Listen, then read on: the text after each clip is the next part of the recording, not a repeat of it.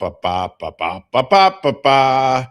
Good morning, everybody, and welcome to the Opie Radio Podcast, starring Ron the Waiter. You're fucking right. You're fucking right, Stein. Right, Ron. Oh, look at you pushing back your hair today and taking your glass. Oh, I thought you were going to take your glasses off today. Well, here's the thing. Like, I don't really need them, but you're a little blurry. Well, I'd rather be Maybe a little blurry. I should take them off. Trust me, I'm at the age a little blurry's good. Hey, I want to start with something nice and easy, a little warm up on the Opie Radio Podcast, okay? It's a crossword puzzle, okay? I want to see how smart you are. King Blank, a film about apes. King Kong. Yes, 1 for 1.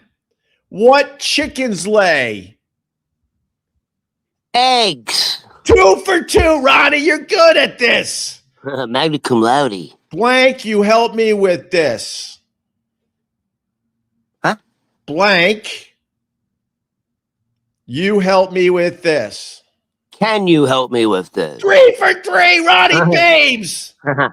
Translucent gemstone. Oh, will he get this one? This is our little warm-up for the Opie Radio Podcast. Translucent gemstone. So what am I, like, is there a word that's missing? I don't get it. All right, fair enough. If you're looking at the crossword, it would start with an O. Translucent gemstone. So there's a word in front of it that begins with O? This word starts with an O. Do you know how to do crossword puzzles? Translucent gemstone, starting with an O. What's a translucent gemstone starting with an O? Right. Do, do, do, do, do, do, do, do. What's a translucent gemstone starting with an O? Right. Orion. Opal. Gemstone. I said opal. You didn't say opal. I said Oprah. Biblical ark builder. Biblical ark builder? Yeah. Well, looks like my Hebrew studies are going to fucking finally pay off. Noah, baby. All right. A fib. Oh, by the way, Scott Watson's calling you a douche. Opal, you douche. And this is one of ours, by the way. This is one of the good ones. All right. A lie. Wait. Oh, did I just give it away? A fib. Sorry. It's a lie, obviously. Yeah. Yeah, I know. I messed that one up. And finally, this is just a warm up for the Opie Radio Podcast. Satellite radio's The Blank and Anthony Show.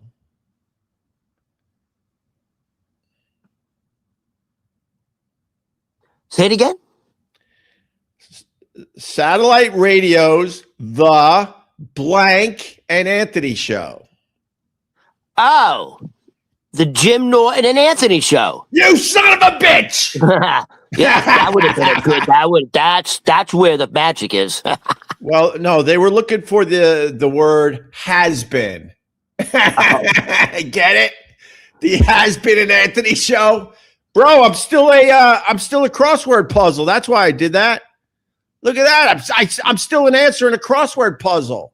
Wait a minute. That's a real crossword question. Puzzle? What? That's a crossword puzzle from where? I don't know. Online like the map. At least you were famous enough to be on a crossword.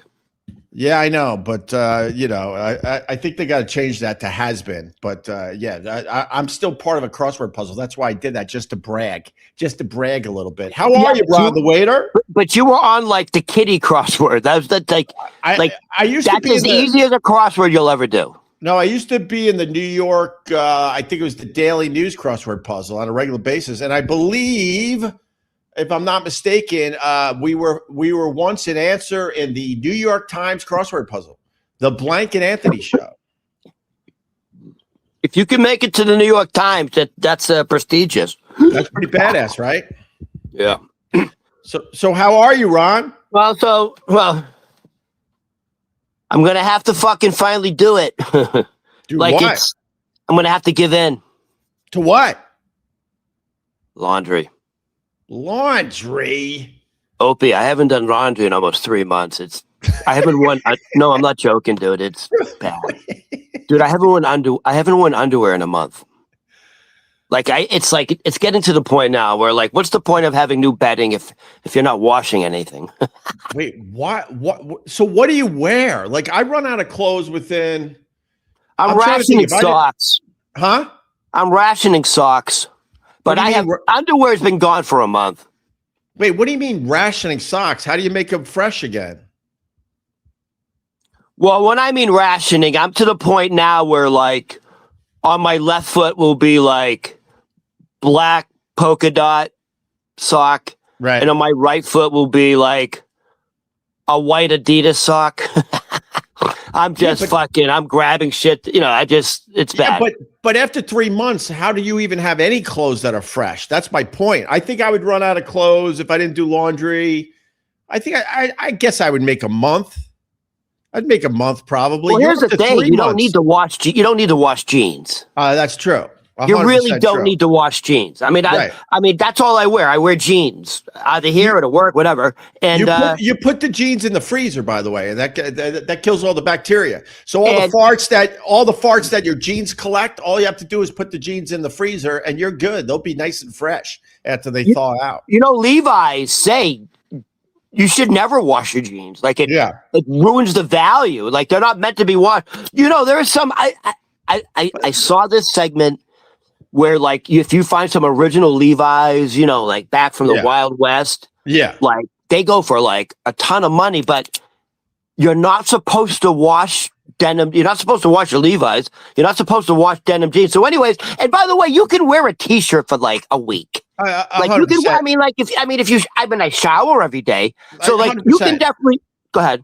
No, I was going to say 100% as long as you have deodorant, but there was something in there I have to say. What are you talking about? The value of your jeans? It ruins the value. What does that mean? That's what they say. Like it ruins the authenticity of like Levi say, you should not wash your jeans. You degrade the value of your jeans by washing them. That's what the makers of Levi's say. There's no value in your jeans. You're not selling them on Facebook after a while. What are you talking about? I don't know. That's what they say. And how do you do your laundry? Do you got like a washer and dryer in that wood paneling apartment of yours? Well, if that was the case, that's easy. Yeah. So I have to go to the laundromat. Yes. You know what that is? You know how, honestly, here's the embarrassing part. Like it would be like, okay, it's hard to get. It's only half a block up. So here's the embarrassing part. I don't have a washer and dryer. No. However, the washer and dryer runs 24 hours right beside me because the people who own the building use it. They're paramedics and police officers, so it runs on time. Anyways, it's only a half a block. I still haven't done laundry. I can I can see stains all over my brand new satin sheets that people bought me. I don't mean I don't mean that type of stain. Like, you know, like drill stains and shit. God, Ron, you live like an animal, man. I used to, first of all, it's no surprise. In New York City, a lot of people don't have washer and dryers. We didn't have a washer and dryer. We lived in this building in another apartment when I first moved here, and we didn't have a washer and dryer. So we had to take our laundry in, and I always was embarrassed. It was these very, very cool Hispanic dudes. They worked their asses off. They were like 5'4", and you would dump off your laundry to these guys, and they're just looking at your racing stripes and everything, and they're folding my underwear after they clean out the I never dropped it off. What? I never dropped it off. I do it. By the way, I'd be too embarrassed. Well, I'll be honest. But back in the day, I actually liked going to the laundromat. It was fun. Yeah. I liked it sitting there, and now you could be on your phone, but back in the day you had to talk to people. It was nice. I didn't mind it at all. I kind of liked it. What was I going to say? Yeah, so I don't think that's a good point you brought up. If you live in New York City, most people do not have a washer or dryer. They just don't. It's just too small. They don't have the space for it. So in New York City, I would say on average, every 3 blocks, there's a laundromat. Like literally every 3 blocks is a laundromat. Well, the other thing in New York, most people have a really shitty small kitchen too. That's why we all do takeout almost every night. Yeah, we don't have nice kitchens. When I go to the suburbs, well, actually, the house out east has a decent kitchen. But when I go to the suburbs and I'm invited to someone's house and I see that just glorious giant kitchen with the island, you don't see that in New York. Here's the other thing: if you live in the suburbs, you almost never ever get delivery. You just don't. Right. But if you live in New York City, oh God, you're getting delivery. You're spending a fortune on delivery. I probably do it 6 out of 7 days a week. Right. At least one of the meals, right, is from the fucking bodega. Oh yeah, because bodegas is literally one of the last bastions, of places in New York City where you can still buy cheap food. Oh yeah, and also get the flu at the same time. Okay, so hold on. Let me give you a perfect example. So in Astoria, there's a place called Astoria Deli and Grocery. Yeah, and it's as good as any restaurant food I've ever had. 100%. So yesterday, I donated blood, and last time I tried to donate. Remember I was going to donate. Yeah, I couldn't do it. My iron was low. I was at 12.9. It has to be 13.0. So I wanted to load up on iron. Yeah. So I ordered a bacon cheeseburger, but with turkey bacon. Ooh. With mushrooms. With mushrooms, lettuce, tomato, onion, pickle. Ooh. With Russian dressing on the side. Yes, nice. How much? By the way, I just want to let you know, like, if you got that exact, I know for a fact, if you got that exact same order at Jack Jones, the authentic Irish bar, tavern in Astoria on Denmark, that's a $30 burger. 100%. Because they're charging you for the mushrooms. They're charging you for the cheese. They're charging you for the pickles. This is amazing. This is our Uber Eats section. And that doesn't include fries. So God, this is the type of material that's going to take out Joe Rogan. We're just crushing it. The point with Ron's fucking bodega order.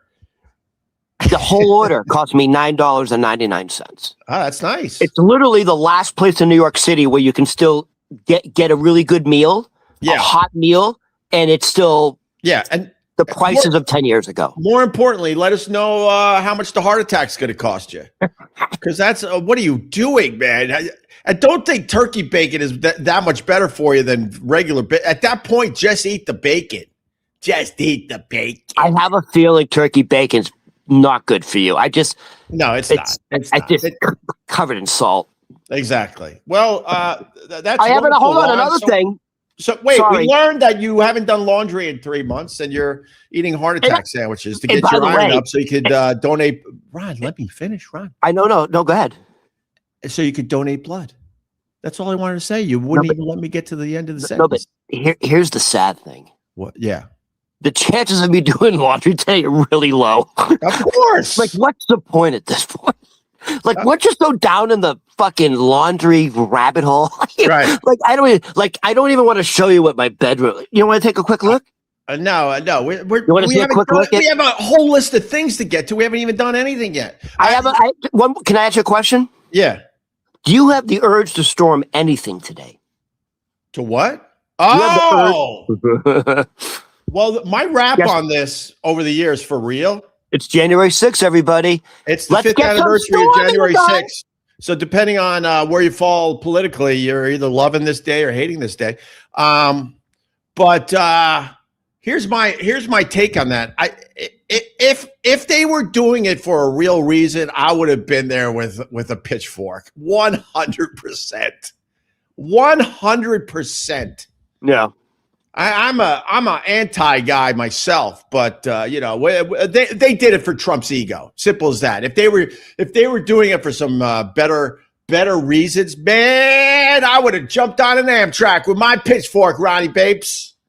100%. Yeah.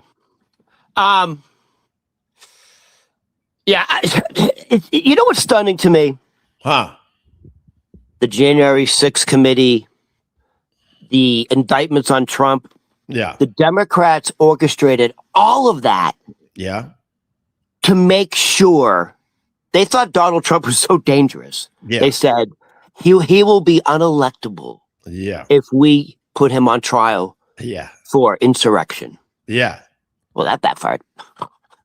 Then they kept indicting him and then that backfired. Right. By indicting him and impeaching him and putting him on trial. Yeah. You literally got this fucker elected. Oh, 100%. It fired up his base. 100%. Yeah. And I want to say this. Yeah. He's only 1 year into a 3-year term. Mm-hmm. And do you notice he's just ramping it up and ramping it up?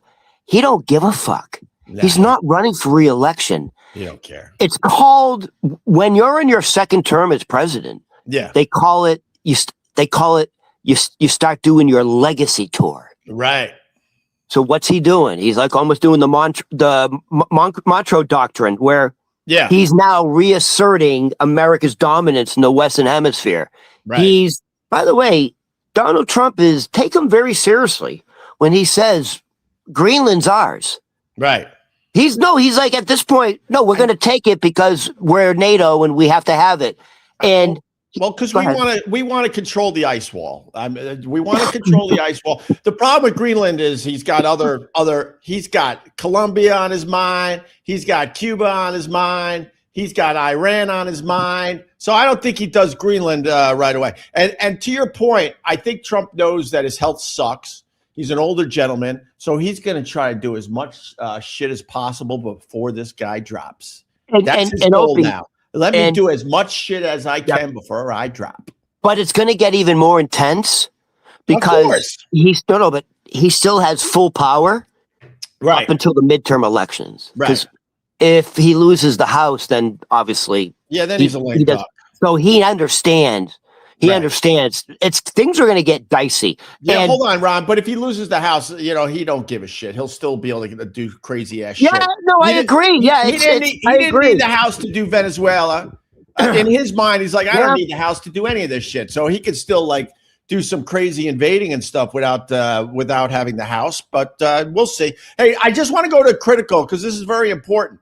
We know Opie's anti-everything because I'm kind of an anti-government guy. I don't trust any of these guys, whether you're on the left or the right. What? Anti-Semite. No. I'm a fan. The guy said anti-everything. I'm a fan, Ron. I'm a fan.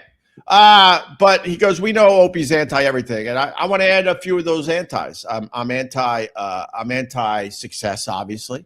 I'm anti-comb, obviously. We can add to the anti-list here. But yeah, I don't know. Whatever. I just the Trump thing, whatever. It's January 6th. It was 5 years ago today. They thought I like your headline though. They thought they had Trump to a point where he would never be electable again. And you're 100% right. It fired up the base and got him elected. Letitia James is almost responsible for getting Donald Trump reelected because he essentially won the trial essentially. Right.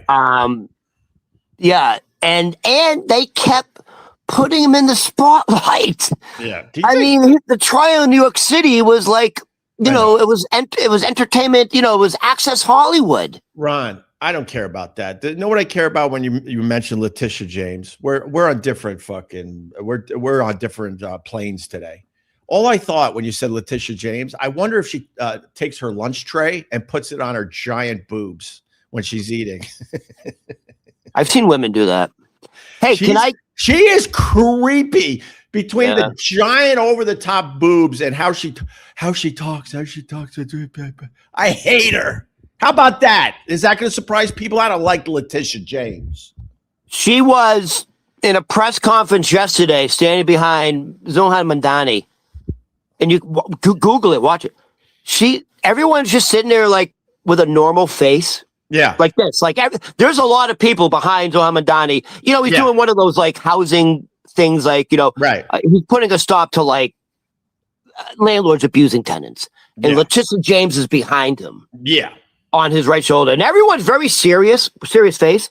Yeah. God is my witness. We gotta get the video. Letitia James is just going.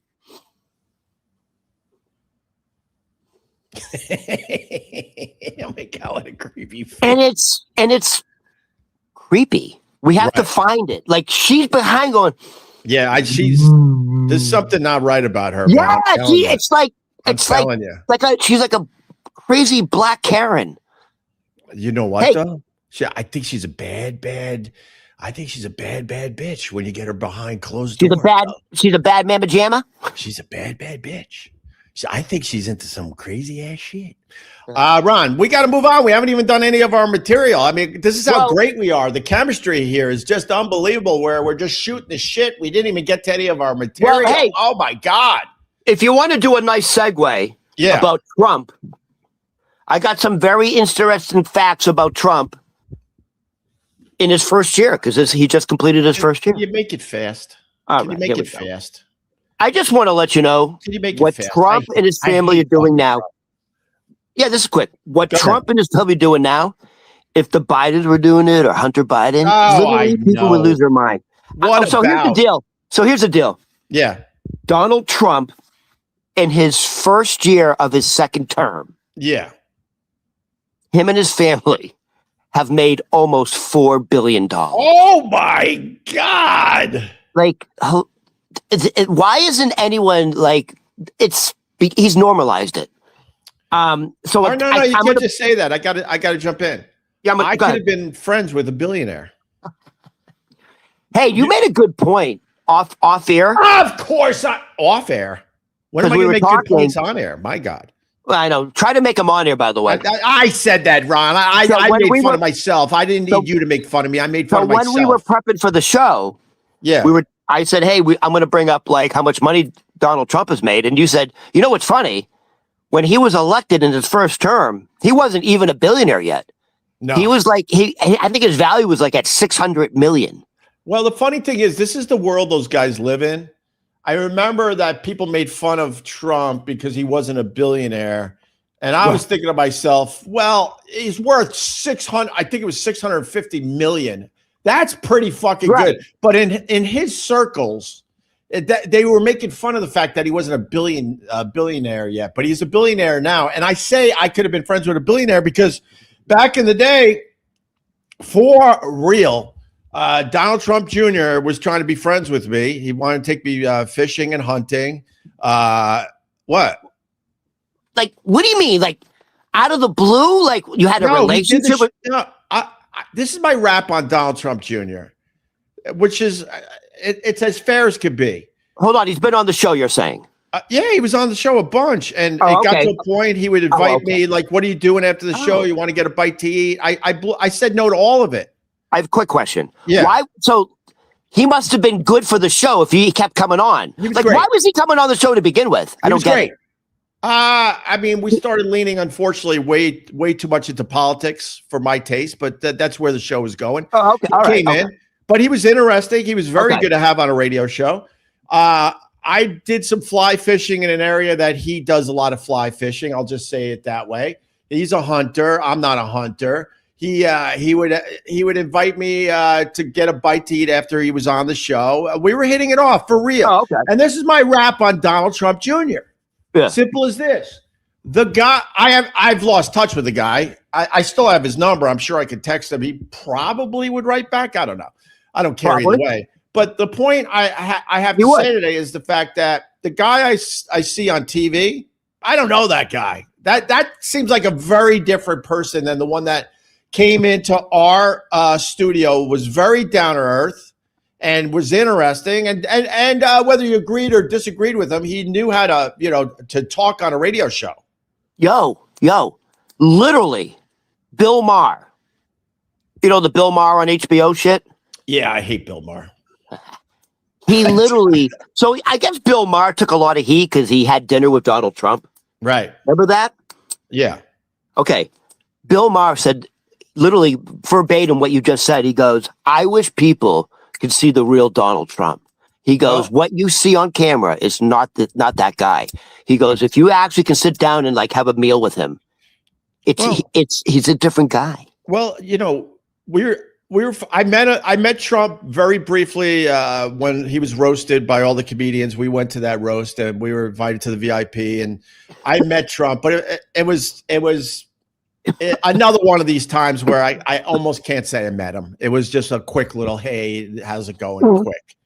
But he called the show enough where, the beauty of Donald Trump that people have to understand, man, whatever room he's in, he makes you feel like you're the most important person at that moment. He has such a talent with that, and he knows how to play into your ego. And that's the charm of Donald Trump. He can win over just about anyone. That's why when Mamdani went down to the Oval Office, I know Trump was sucking up to Mamdani, but Mamdani, I guarantee, fell in love with the real Trump that day. Whether it keeps moving behind forward, closed doors, right? Yeah. Well, it looked like in front of everybody as well. But that's Trump's charm, man. He would come on our show and he's like, I'm hearing great things about you guys. Oh my God, you're better than Howard Stern. You guys are really hot. You're like you're the biggest thing in New York radio. Oh my. And of course we ate it up. Of course we did. It felt good. He's great at that. Opie, I promise you, if you wanted to make this happen, you could do it if you did it the right way. There's going to be some major friction between Mamdani and Trump, ICE and all that shit. Right. You could absolutely invite Donald Jr. or Donald the president. Hey, God. Come on. Hey, come on. And let's talk about what this fucking Mamdani guy's doing. He's ruining New York City. All right. Come on. You don't think that they would do it? All right, let's do it, Ron. Now we're do it. We're almost a half hour in. We still haven't done anything. Oh no! Listen. By the way, speaking of Donald, and Donald Jr. and Eric. Yeah. So let me get back to the money shit. Oh, right. Go ahead. So part of the $4 billion is they've made $2 billion in cryptocurrency ventures. Oh my God! Trump and the family. Now, Donald Jr. and Eric, have publicly traded companies. The family name they've made $1.3 billion in American Bitcoin on the stock market. Now, here's the other thing. Donald Trump and his family has made almost $500 million in real estate and licensing. You know what licensing is?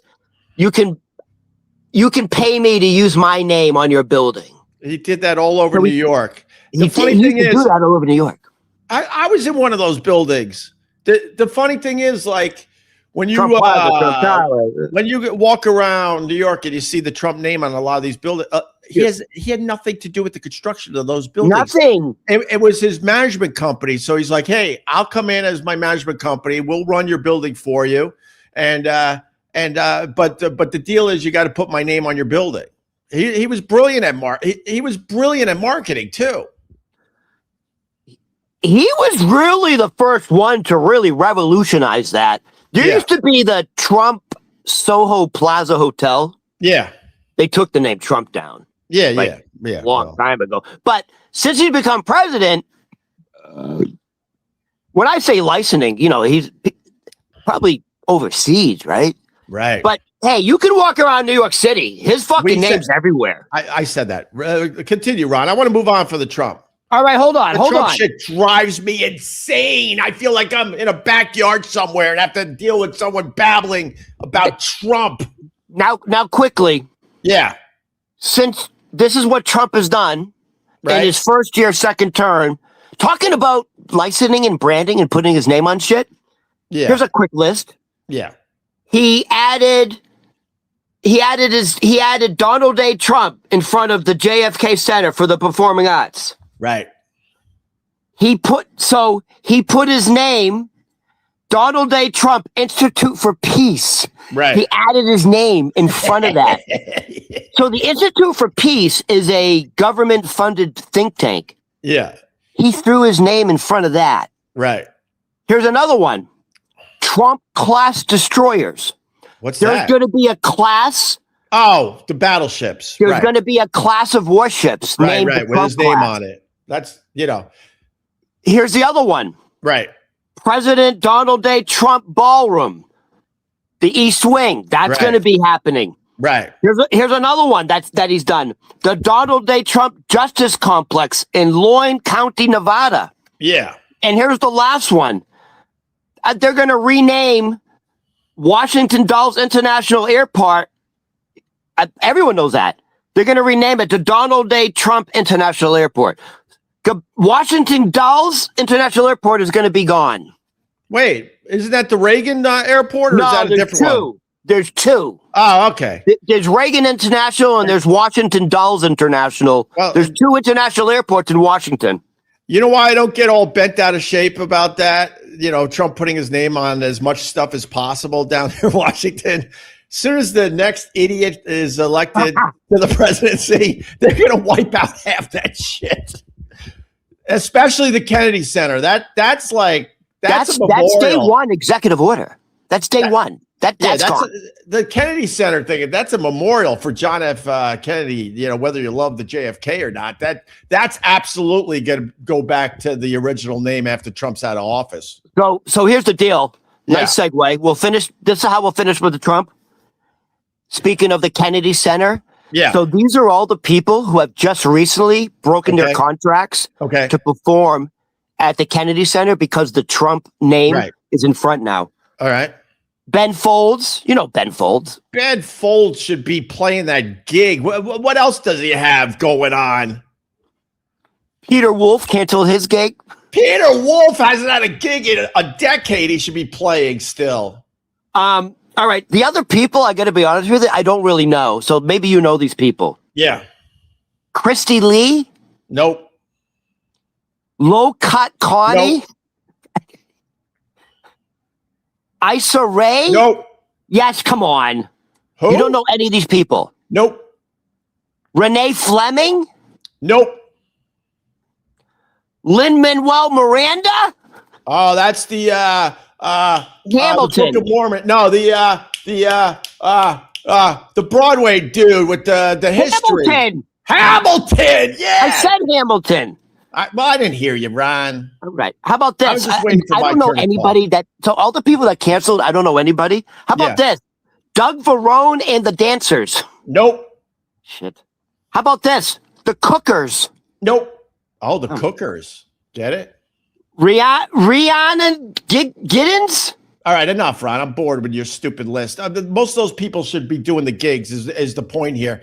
JFK, he's one of ours. Okay, we get it, Ron. You hate Trump. Go get a job. I don't hate anybody. That's not true. First of all, you don't have to hate somebody to disagree with their policies. So let's try to mature this conversation up. I don't fucking hate anybody. I'm a big fan of Trump when he pisses people off. Can I just say it one more time? I'm not right. I'll be the first to tell you I'm not right. When Trump pisses someone off, it really makes me happy. Can I just say it one more time? Yeah. Let's praise Trump. On Christmas Day, he saved Christians.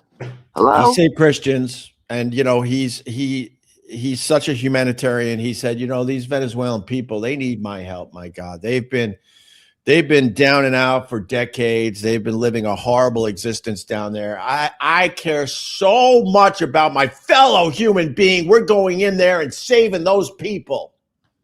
Oh, and they have a lot of oil. But it's not about the oil. He went down there to get them free. They are free down in Venezuela.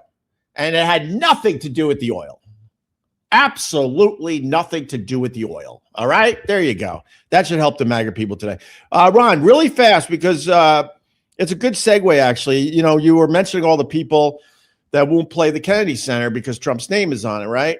And I think a lot of those people did that for the headlines. You know what I mean? Like Peter Wolf, all of a sudden, people are talking about Peter Wolf. Who gives a shit about Peter Wolf? Huh? When's the last time that he's in the headlines? When's the last time that guy was relevant anywhere? Well, so I seg into this. This is a kind of an interesting day in history. I'm just going to do the quote, and you tell me what it is. Why? That's the quote. That's the famous quote. Excuse me. Why? Excuse me. We're from the same state.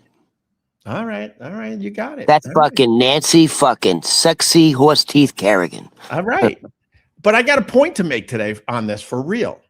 So it was back on this day in what year was 1994. Holy shit. You got clubbed in the knees. by Tanya Harding, the white trash of ice skating.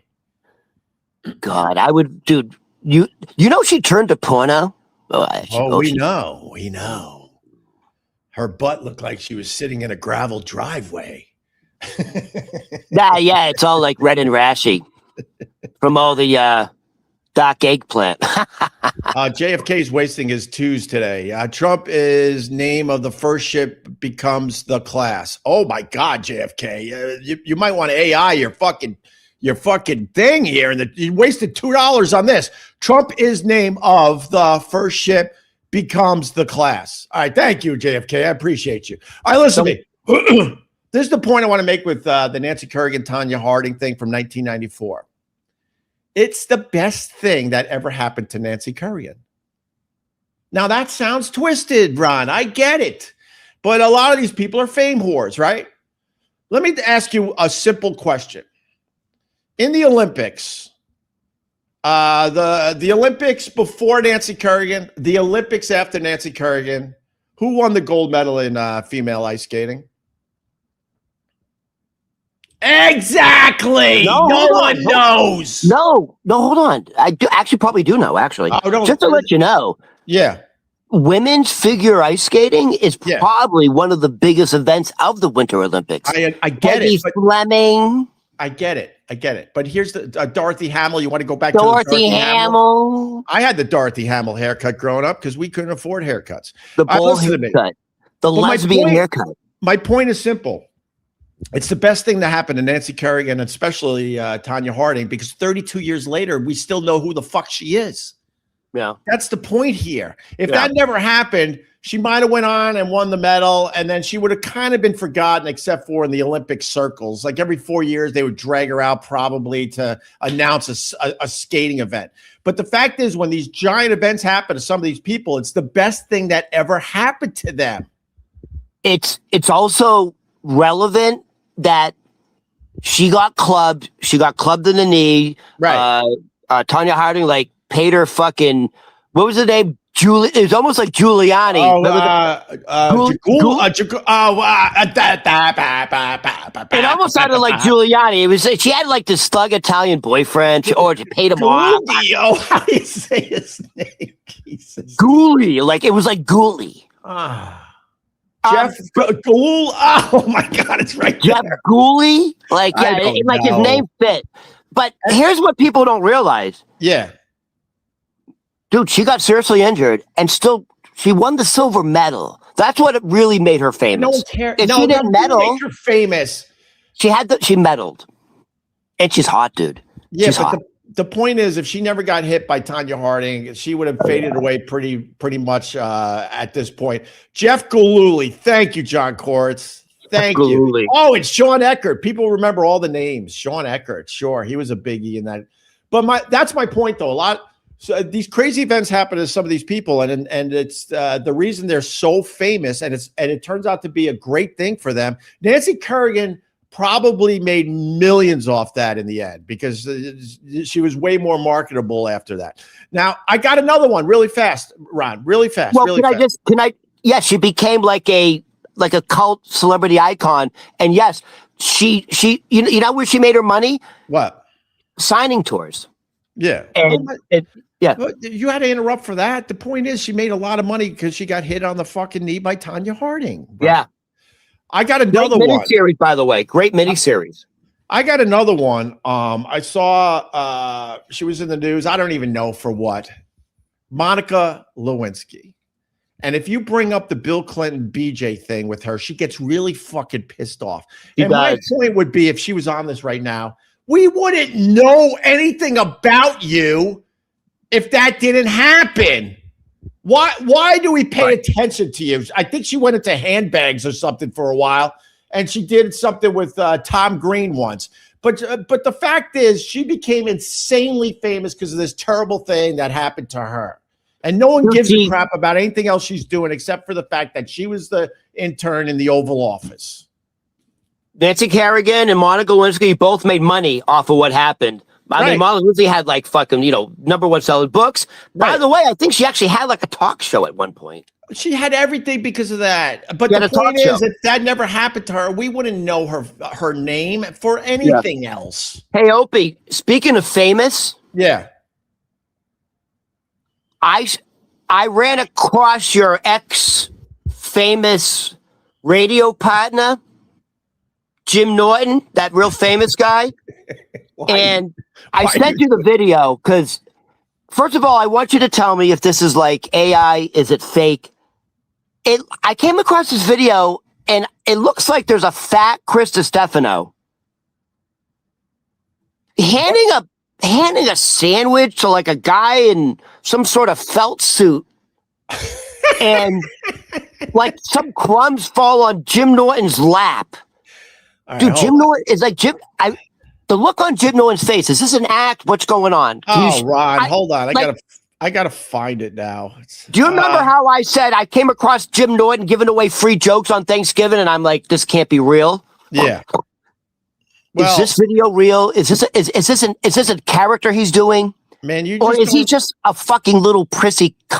Whoa, hey! You don't understand the brilliance of Jim Norton. You're gonna piss off the O&A people that come and check us out every morning, Ron. You're gonna lose those people. Is Jim Norton giving us some sort of like performance art? Like, what is going on here?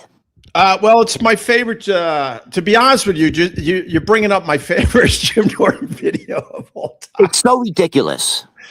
Jim Norton, he. You mean Blinky? It's 2026, Ron. I'm trying, Ron. I'm trying. Why are you dragging me back in, Ron? Why? The fact is, I came across this video yesterday. The fact is, Jim Norton had a problem. I would say pretty much every day I ever did radio with the guy. And the old O&A staff would agree if they weren't scared of the guy. Whatever. I don't care about that. That's up to them if they want to. Why would they be scared of him, though? I don't know. I mean, there were times he would get his breakfast order in front of him, and something would be wrong about the breakfast order, and then he would turn and spit on the floor. That was always fun when you're just trying to have fun with a radio show. Opie, that's not normal behavior. That's like a fucking spoiled little brat.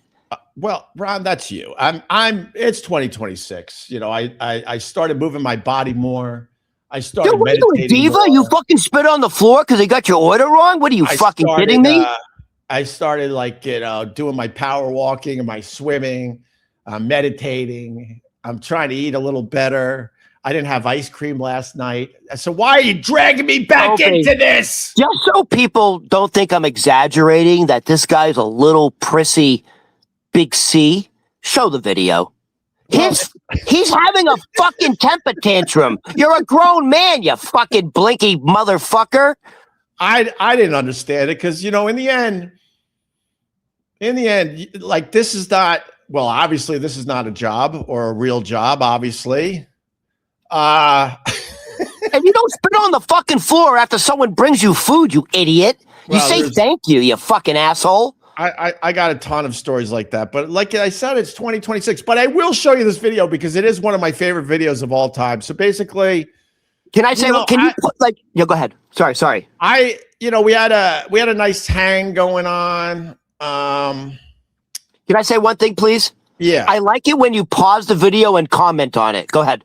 Oh, really, Ron? All right. So we had a sandwich shop that made sandwiches. They brought them in. Maybe it was one of the sandwiches that was named after me. I don't remember exactly. We had Piff, the dragging dude who was on American Idol. He's really famous in Vegas. We had Chris Stefano, and we were just having a nice hang, and we're handing out sandwiches, and Chris Stefano's happy, and Piff walked in with his little doggy, and he's going to do great radio for us. And Chris is a nice guy, and he's like, "Hey, Piff, would you like a sandwich?" And it wasn't like a setup. It wasn't like, "Hey, when he comes in, we'll give him a sandwich." It wasn't like that. It was just spontaneous. We're all hanging. We're having a good time, I liked that vibe when I was doing radio with people I liked, where we're just kind of hanging out with each other. But Jim Norton was not having Can I just say one thing? Just Piff, American Idol. Just I don't know what you're talking about. It doesn't matter. People know. Okay. He's very famous. So here's okay. I didn't know. I'm not even joking. This is one of my favorite. Yeah, because I'm twisted. When Trump makes fun, goes after someone, I love it. When over the years in the studio, when someone was in a position, I loved it. Like when Jim Norton gave the 18 pounds of books to Ozzy Osbourne, and Ozzy was like, I ain't taking your stupid books. And it was a birthday present. And he left them behind. I don't know if I've ever laughed harder in my life. Oh no, I laughed harder with Carl once, but that laugh that day was right up there. All right, but here's one of my favorite videos for real. All right, Ron, for you. Hey, Piff, what's up, buddy? Hey, Piffy. What's going on, buddy? Not much. You want some sandwich? We got sandwich. I take a sandwich. Yeah? Yeah. Here you go, buddy. You're from Leone's Deli in Brooklyn. From Leone's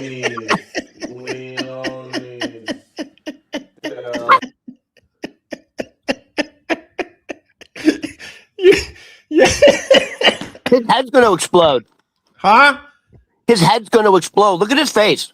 It's over a sandwich. I swear to you, I have no recollection of anything else that was wrong that day. I'll be honest with you. If there was something else going on in Jimmy's head that had something to do with me or the show, as I sit here in 2026, I have no idea. To me, it was all about this sandwich. Look at his face. Dude, he's going to lose it.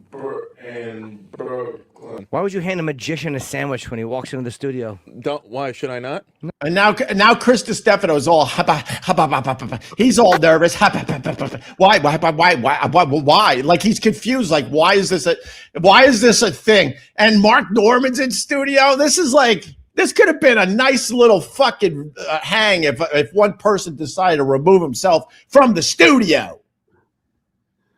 Oh my God! For what? I don't know. I thought I had 2 pieces left. He's gonna eat on Mike? Was he trying to be nice? No, yeah, I was just trying to be nice. It's a fucking radio show, not a fucking fort. What do you think, Ron? What a fucking baby! There's so much going God. on. Chris is so nervous. What? Like he is so confused. So my question to you is, why is Chris DiStefano nervous about Jim Norton? Like, was Jim Norton, like, is there a hierarchy? Is there a power? Oh, Jim Norton is God. You just going after Jim Norton again, like half these fucking comedians will have nothing to do with me again because Jim Norton controls. He's the gatekeeper. You got to get past Jim Norton. He's the gatekeeper in comedy, especially in New York City. Is that are you bullshitting or is that a real thing? I don't know. I'm just trying to have fun, and and then the Tree Fort line did make me laugh. Obviously, it was a good line, but he's just so mad for your journey. Right? No, you relax. He's an hour late, and you're like, here, have a sandwich. Take some time. Yeah, sorry. It looks pretty delicious. It's good, man. And how's the dog this morning? Yeah, he's fine. He's all right. Dog's fine. Will he eat some of the sandwich? Yeah, he would. He would eat all of the sandwich. Why would you hand a guy a sandwich? Oh my God, you can't let it go. I'm regretting. What I'm regretting it because I can't. What's up, Piff? What's up, buddy? There you go, Ron. Dude, he couldn't let it go. Oh, Jim doesn't let anything go. What the fuck? I mean, look, I had a tough time letting things go because that's going to be the next thing that happens in the chat, of course. But Jim Norton, it has to be said, has a very hard time letting things go. And it's like, Mark Norman, you got Jimmy in there, you got Chris DiStefano, you got me. And if Piff eats a sandwich for 20 minutes, who gives a shit? There's plenty of people in that room at that moment that could keep the thing going and making the laughs happen, but he couldn't let it go. The funniest part is he looks completely confused when Chris DiStefano. By the way, Chris DiStefano looks like he's lost a lot of weight since then. Jesus. Oh, I don't know. I haven't seen Chris in a moment. Well, he looks pudgy there. He looks like he's retaining a lot of water. Jim Norton's face he doesn't understand. Almost like he can't compute what the fuck's happening at the moment. Right. When the sandwich starts going across his body, and then for some reason, Chris Stefano stops. Yeah. Like stops the motion of the sandwich directly over Jim Norton's lap. Oh, yeah. You don't want to piss off Jim Norton, man. Don't piss off Jimmy. And shakes the sandwich. He goes, "Hey, you want the sandwich like this?" Right. On Jim Norton. Right. And you see the crust of the bread. Like it's snowing. It's like snowing dandruff bread all over Jim Norton's lap. And Jim Norton, without moving his head, right, looks down with his eyes and then looks straight ahead. Right. And if you look closer, you can almost see steam coming out of his head. He is so stewing. So stewing. I loved when it got uncomfortable in the studio. I loved it more than anyone else that was associated with that show. When it got uncomfortable in the studio, I loved it. Now, I laughed at Jim Norton's Fort line because that was funny. You know, still giving it to him. That was funny. I don't get that line. I'm laughing my ass off at how mad he is. That's how twisted I am. I'm laughing because he's so fucking steamed. I mean, like, I would have said, "Yo, Jim, what's the big fucking deal? You kidding me?" Like, that would have been my reaction. But I was kind of surprised at Chris Stefano's reaction. Like, sorry, Jimmy. Sorry, Jimmy. Yeah, he was nervous, and you notice Mark Norman didn't say a word. He just by the way, it's gonna be that like Mark Norman didn't even exist in that scene. He fucking went back into the corner. Yeah, Jimmy was intense. Jimmy was intense to work with. There's no doubt about it. So in other words, Jim Norton's one of those guys you have to walk on eggshells.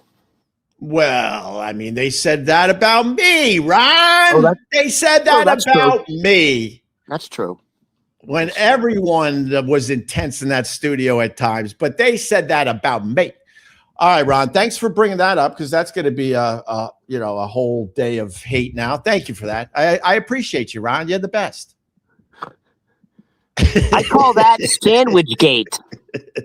It really makes me laugh, though. Dude, it's just stunning that a grown man would like.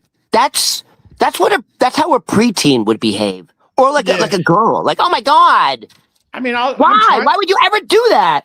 And I'm trying to be fair to Jim Norton. Like, I really don't believe there was anything else going on in the studio that day that had him that mad. I really don't. I really don't. You know what? Can I? It is. It sounds like. Go ahead. Yeah, go ahead.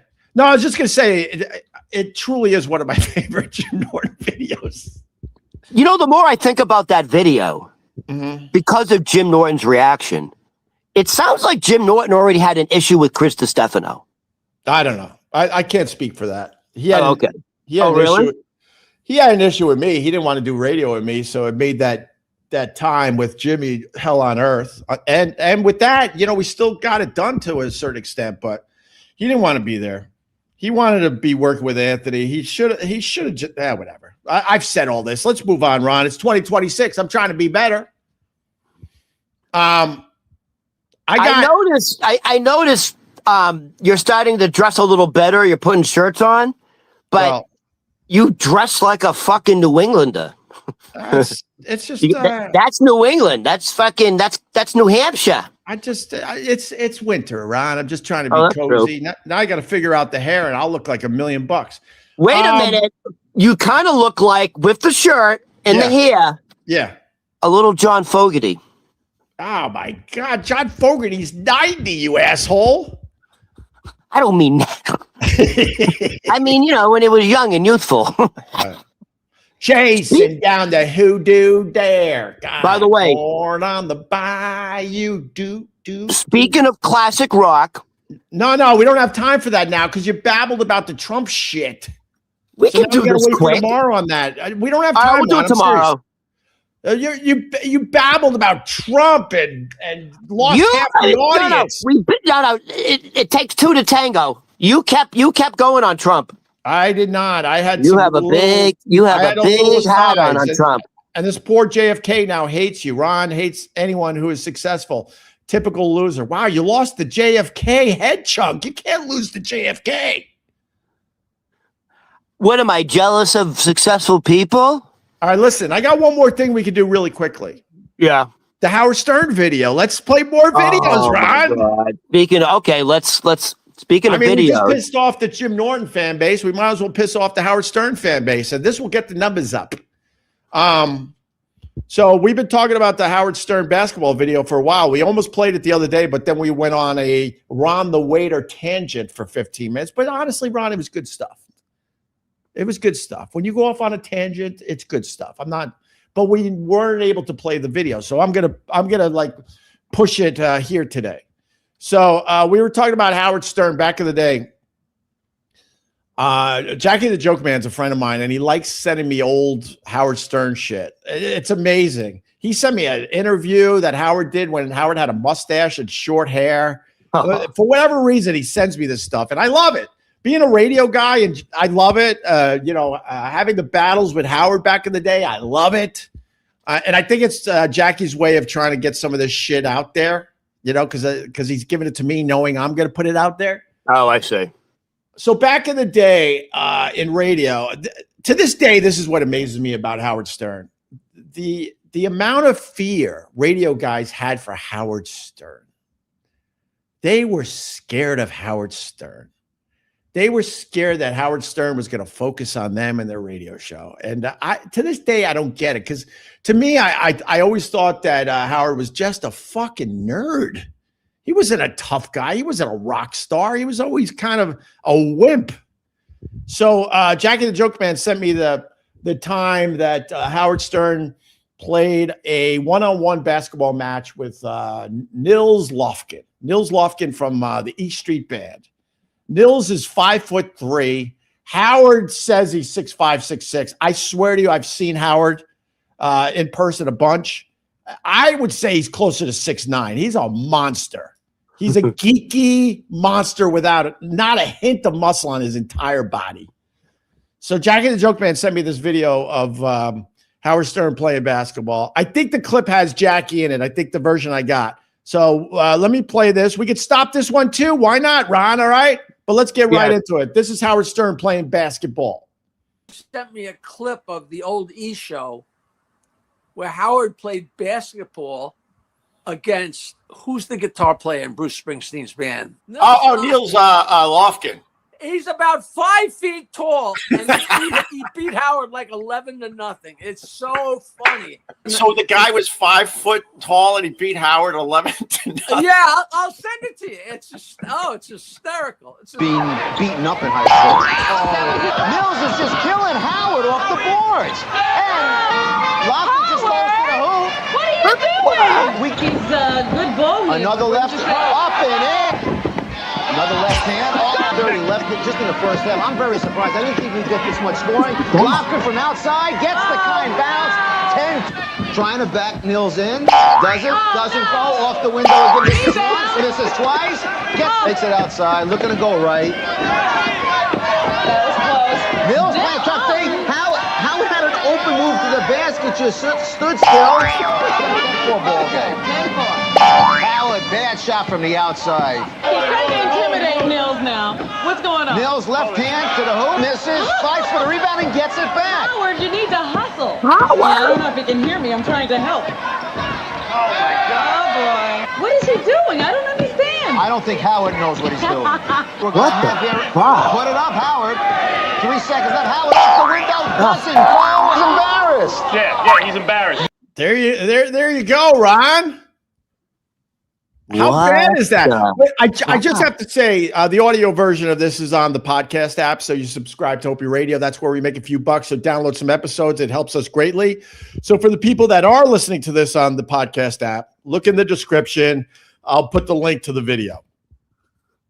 What do you think, Ron?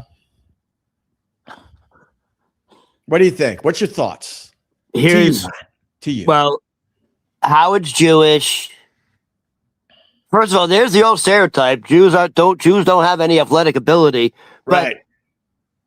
I have to say this as a Jew, because I know how Jewish families work, summer camp, and all that fucking bullshit. Yeah. First of all, Howard Stern is so tall; he can touch the netting without crazy. Jumping. That means he's got to be more than 6'5". I'm telling you. I played a lot of basketball. The guys that Howard Stern is a lot taller than 6'5". I know, because I played a lot of basketball. The guys that could grab the net like that, that's like 6'9". 6'8", 6'9". Yeah, easy. So when you're that tall, it's just like culturally, you get thrown into basketball. Right. That didn't happen with Howard's family. Like, isn't that amazing? He has no fucking athletic ability. Did you see at one point he went like this, like flailing? Like his defense was this. Dude, he's a girl. I mean, no offense to the people that love Howard. To fear Howard Stern ever, I never understood that. And by the way, why is he wearing Brian May's hairdo? Well, it was the time to defend him. It was the time. That's a long time ago. It's so thick and luxurious. It looks like a wig. Yeah. So he looked like Brian May from fucking Queen. So I was really good at basketball, but my problem was I didn't get the height. If I had Howard's height, oh my God. But I was really good and I took it very seriously. But the point I want to make today is when I went to high school, the tall kids that walked around that were 6'7", 6'8", 6'9", the basketball coach would recruit those guys immediately. And then it was so funny to see the coach's face when they realized this 6'7", 6'8", 6'9" monster couldn't fucking play basketball. It drove the basketball coaches crazy. So I'm imagining when Howard was walking the halls of Roosevelt High School, I think he went to, and I guarantee the basketball coach is like, well, fuck, I got to get this guy on the basketball court. And then to realize that he plays like, no offense to the ladies out there, but he plays like a girl. Mm-hmm. I bet you the basketball coach went home and had a nervous breakdown. Opie, you fucking hit on something. You're 100% right. I absolutely remember in junior high school and high school, because I play I was like tri-captain of the baseball team, tri-captain of the football team. I was really good at baseball and football. And if there was I remember the assistant coaches. Yeah. Like if there was like a high school kid who was like 6'5", like 300 pounds. Yeah. Who wasn't playing football. Right. They would encourage him, hey, dude, come on over. We really could use you, blah, blah, blah. It's a great experience. So 100% Howard Stern was approached several times to play JV, varsity. Hey, come try out. And he probably did. He probably said, okay. Right. Zero. He has zero athletic ability. It's unbelievable. It really is unbelievable. And Nils Lofgren, I according to Jackie, I think it was 11-0. 11-0.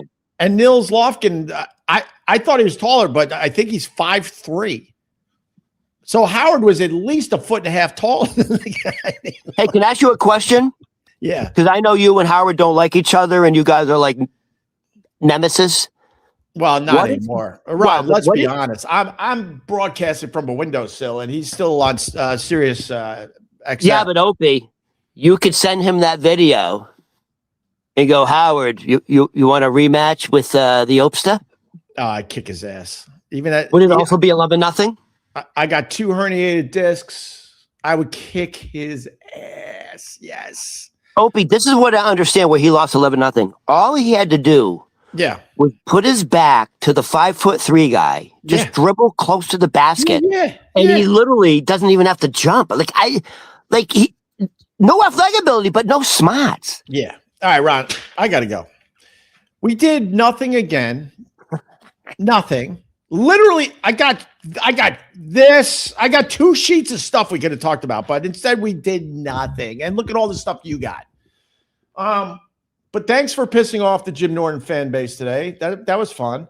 Thanks for I guess I pissed off the Howard Stern fan base, so I got to take that one. So that means no Twitter for the kid today. I just can't get over the fact that Jim Norton, he would let it go for a few minutes, and then he would have to bring it up again with Chris Neville. Like, seriously, why would you do it? I guess I shouldn't have done it. Well, I don't understand why Chris Neville goes, dude, shut the fuck up. Fuck you. It's a fucking sandwich, dude. What the...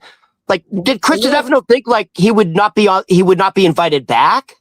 I don't know. It was your show, though. The one thing I'll say, and I think this is more than fair, so listen up, assholes. We all brought our shit to the show. We all did. We all had our problems we brought to the show. And man, for me to get all the crap from this O&A fan base when they know that Jim Norton brought shit to the show and Anthony brought shit to the show, that's where I say it's not even close to fair. That's what I say today. I had my own issues that I brought to the show. There's no denying it. But Jim Norton brought a lot of fucking issues to that radio show as well. Trust me on that. I don't think people realize, like, you just see, like, when we come on live, but there's a lot of prep work that has to go behind this just so we can talk for an hour and a half and have something to say. No, Ron, I got to stop you there. And it's a compliment to you. Yeah, we do, like, we're taking this seriously and we're show prepping and stuff. And we talk a little bit before the show. We talk after the show every day. But the fact is, we never get to our material. Yeah. So you know, the chemistry is there where we could just turn this on and have fun. I'm just trying to get to some material. But what's your point? Because I don't think that's the point is I don't think people realize, like, what you do behind the scenes. Like, you have said to me off camera, like, Anthony and Jim Norton literally brought nothing to the show, so all the pressure is on my shoulders, meaning yours. So I have to come up with the content. I'm the one answering the phones. I'm the one, you know, you're producing the show. You're the one hiring people, firing people. People don't realize that whole other side of the business where Jim Norton and Anthony are literally just showing up, phoning it in. Well, people don't understand that. Now you just pissed off the Anthony fan base. You're fucking nuts, Ron. Fucking phoning it in. No, to be fair, the guys were talented. Trust me, they were talented. But a lot of the bullshit that goes into a radio show did fall on me. But those guys, I mean, I can't say they were coming in phoning it in. But when it came to all the stuff that wasn't fun about a radio show, it was on my goddamn shoulders. A lot of it, a lot more on my shoulders than Anthony or Jim Norton, and that is a fact. I'll say that. And from what I can see between Anthony and Jim Norton, Anthony is much more talented behind the mic than Jim Norton. Like, just, you know, I mean, Jim Norton's good if he's got the right people around him, but he can't. I have no interest in watching, anything Jim does as the lead guy. But you put him with Anthony and other people, he's fucking quick and sharp and funny. But as far as like running his own show, I have like zero interest in that. So, all right, Ron, I think you pissed off enough people today, so we should leave. It's what I do. What I do. All Ron today. Leave me out of it. Hey, dude, I tried to. I regret not saving that picture. I really tried to find it again. If anyone can find it, send it to us. What? Someone photoshopped Maduro in his gray Nike tracksuit. Right. And he's got the blindfolds on and the headphones on. Yeah. And they photoshopped, and he's got his hands out front with a water bottle. And someone photoshopped out the water bottle and put in the Joe Rogan comedy album and said America is torturing. America has started torturing Maduro. Ron. Instead of waterboard, they're forcing him to watch Joe Rogan's comedy album. Ron, were you just sitting there as we're about to end this and go, I didn't piss off enough fan bases today? Dude, I'm on a roll. I'm on a roll, you alien, fucking Joe Rogan, alien hunter. I'm trying to find it because it is pretty funny, but it's hilarious. So now you're pissing off the Joe Rogan fan base. So I can't find it, but it's out there somewhere. So what is America doing to torture Maduro? We're not waterboarding him. We're not electrocuting him. We're forcing him to watch a Joe Rogan comedy album. Yeah. I didn't even know it existed. Well, I mean, this is popping up as a thing, Maduro on Joe Rogan. Yeah, I did see that. I think they're talking about aliens. Rogan's kind of calling it in nowadays, huh? I got a bunch of I don't listen to Joe Rogan that much anymore. I used to be a huge fan of his show. I listened to a lot of his stuff, but the people close to me that still listen to Rogan, they're basically saying he's kind of calling it in. And I kind of defended Rogan. I'm like, what else is there to do? The guy makes over $100 million a year. There's no motivation anymore. And I'm sure he's still getting the job done, but if you watch the Joe Rogan show now, he just leans back. He's got his fucking cigar. He looks like he just took a fucking shot of Valium. Just low voice. Well, he's not.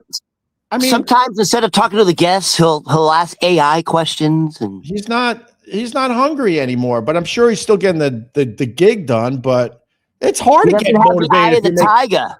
It's hard to get motivated if you're making $100 million a year. Holy shit. And you banked half that shit. So you're like thinking to yourself, what else? I can't find this thing. I'm looking for it for you. Now I'm hilarious. Hey, which one is it Joe Rogan or Dana White? Because they kind of look alike. Man, what's his name? Who? The Venezuelan guy. Oh my God. I'm having a brain fart. Same here. Maduro? Oh. Huh? Maduro, right? Maduro. All right. You son of a bitch. I'm trying to find this thing and I can't find it now. All right, it don't matter. All right, let's go, Ron. Quick question now, because now I'm thinking about you brought up Joe Rogan. You had to bring up Joe Rogan. Yeah. So Joe Rogan and Dana White, kind of they look alike. Which one is like banned in like 3 or 4 casinos because they count cards? Like they're so good at it. The UFC fan base now? Oh, it's Dana White. Dude, the guy's like an idiot savant. Do people know that like Dana White, like he'll win like 3.5 million at Caesars, and they say you can't play here anymore. I like Dana White a lot. He's not cheating. He's not cheating. He literally he can count cards. All right. I like the Dana White though. Let's leave the UFC fan base alone, Ron. I mean, we're trying to build something here. It's going to be less and less people we could grab from with you going after all the fan bases. Dude, I'm on a roll. I'm just fucking pissing off everybody. Yeah, that's wonderful, Ron. All right. Let me go now. All right, Ron. Thank you for that. Ron Berman Comedy on all the socials. We will do this again tomorrow. Maybe we'll get to material. All right. Listen, tomorrow for sure. You're gonna get to redeem yourself with your fucking rock knowledge. Oh, by the way, Ron, they're already going after me in the chat. This was all Ron. Ron went after Norton. Ron went after Anthony. I actually defended those guys and said that. Opie, you have a big hard on for all you do is talk about Jim Norton this, Jim Norton that. You have a real hard on for this guy. It's all you do is talk about Anthony and Jim Norton. Like you have to get over it. You have to get back into therapy. You have to get over this. You know what? You just played into all the haters' heads because they're going to now go, see, I told you. I told you he's obsessed with those guys. When we get off air, Opie's going to go, let me tell you something else about that Jim Norton. That's not true. That's not true. I'm like, Opie, please. I can't take it no more. Are you off your meds? You're nuts. Don't worry. You know what it is? I think everybody today. Don't worry. You've got them all. I'm getting silly because I need to eat. Yeah, I'm starving too. All right. You know what it is, Opie? Do you ever like what time do you set your alarm for the morning show? Like what time do you get? Like 5? I set my alarm every morning for 5:15. It only wakes me up maybe 3 times a year. So I always set my alarm for 4. Yeah. And today I woke up at like 3:03, and you just can tell there's no way I'm going to go back to bed for an hour.